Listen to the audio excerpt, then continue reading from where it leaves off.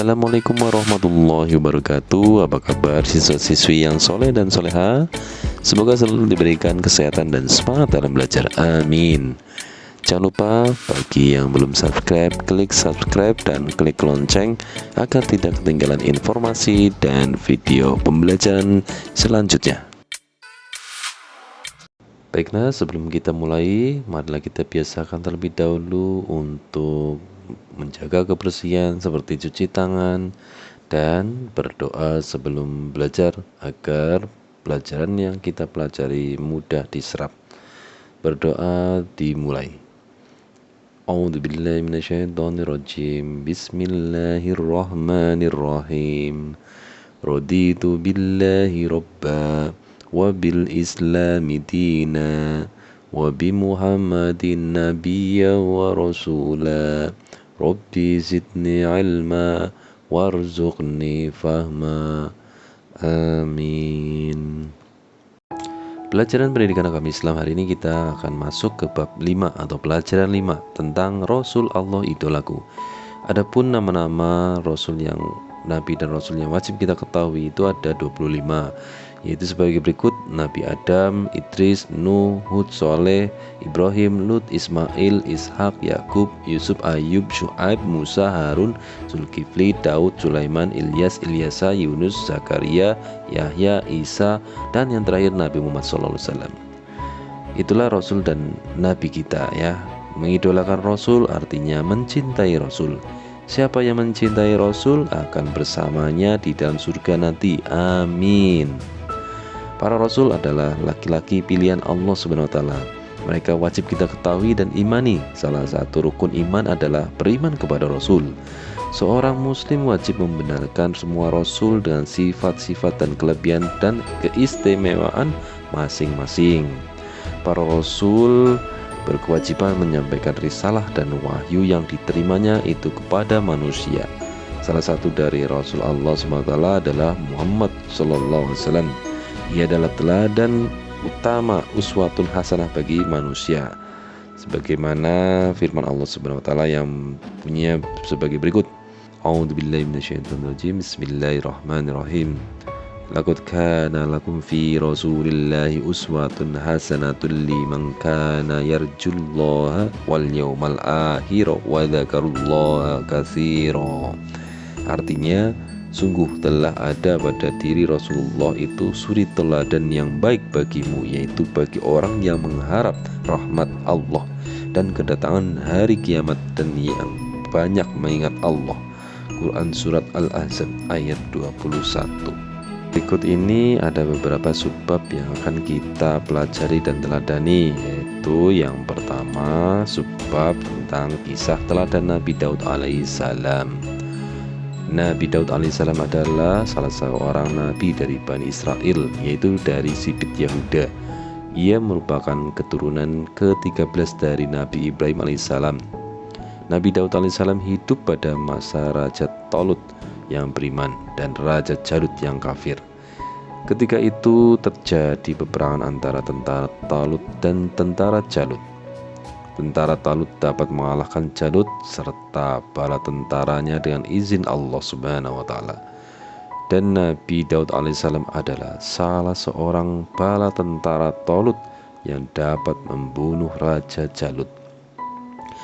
Suatu ketika sesudah Talut wafat, Nabi Daud alaihissalam diangkat menjadi raja.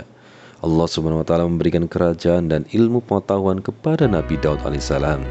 Kemudian Allah Subhanahu wa taala mengangkatnya menjadi rasul dan memberikan karunia yang agung, yaitu kitab Zabur. Adapun firman Allah sebagai berikut ini. A'udzubillahi minasyaitonirrajim. Bismillahirrahmanirrahim. Rabbuka a'lamu biman fis samawati wal ard wa laqad faddalna ba'dun nabiyyina 'ala ba'din wa atayna Dawuda zabura. Shadaqallahul adzim.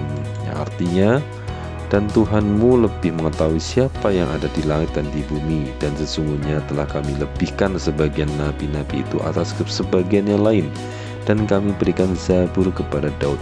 Quran Surat Al-Isra ayat 55. Kitab Zabur adalah mukjizat bagi Nabi Daud alaihissalam.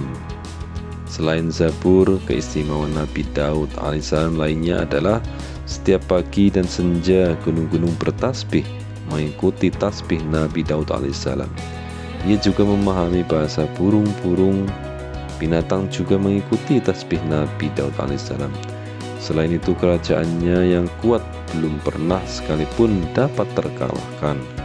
Sebaliknya, Nabi Daud alaihissalam selalu mendapat kemenangan dari semua lawannya. Ia menduduki tahta kerajaan selama 40 tahun. Di antara mukjizat Nabi Daud alaihissalam adalah dapat melunakkan besi seperti lilin. Kemudian ia dapat mengubah-ubah bentuk besi itu tanpa memerlukan api atau peralatan apapun. Dari besi itu ia dapat membuat baju besi yang dikukuhkan dengan tenunan dari bulatan-bulatan rantai yang saling menjalin secara berkesinambungan. Jenis baju ini membuat pemakainya lebih bebas bergerak karena tidak kaku seperti baju besi biasa yang dibuat dari besi lembaran. Tentang mukjizatnya ini disebut dalam surat Saba ayat 10-11 dan surat Al-Anbiya ayat 80. Allah Subhanahu wa Ta'ala memberi baju besi sebagai mukjizat kepada Nabi Daud guna melindungi prajurit dari serangan musuh Allah. Nabi Daud alaihissalam seorang nabi yang amat taat kepada Allah, mempunyai kekuatan di dalam beribadah, terutama sholat malam dan berpuasa separuh tahun, yaitu sehari berpuasa dan sehari berbuka, berselang-seling serta banyak beramal soleh. Keberaniannya luar biasa. Ia tidak melarikan diri ketika bertemu dengan musuh. Keistimewaan Nabi Daud alaihissalam lainnya itu ia mempunyai suara yang sangat merdu, yang tidak ada bandingannya dari dahulu hingga sekarang. Apabila ia bernyanyi melakukan isi kitab Zabur, maka gunung-gunung dan burung-burung ikut bertasbih bersama Nabi Daud alaihissalam. Nah, itu ya dari semua pelajaran yang perlu kita petik, yaitu yang pertama, Nabi Daud alaihissalam menerima kitab Zabur, gemar bertasbih kepada Allah Subhanahu wa Ta'ala, pencipta baju besi, bersuara bagus, serta gemar berpuasa. Baiklah dariku semua, sikap biasaanku berarti kita harus membiasakan ya untuk bertasbih kepada Allah dan selalu memuji kebesaran Tuhan dan ciptaannya dengan cara bersenandung dalam hati dan lisan.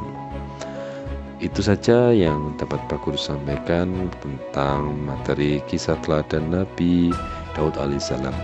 Jika ada kekurangan ataupun kesalahan dalam penyampaian, Pak Guru mohon maaf. Pelajaran hari ini marilah kita tutup dengan bacaan hamdalah bersama-sama. Alhamdulillahirabbil alamin. Billahi taufiq wal hidayah. Wassalamualaikum warahmatullahi wabarakatuh.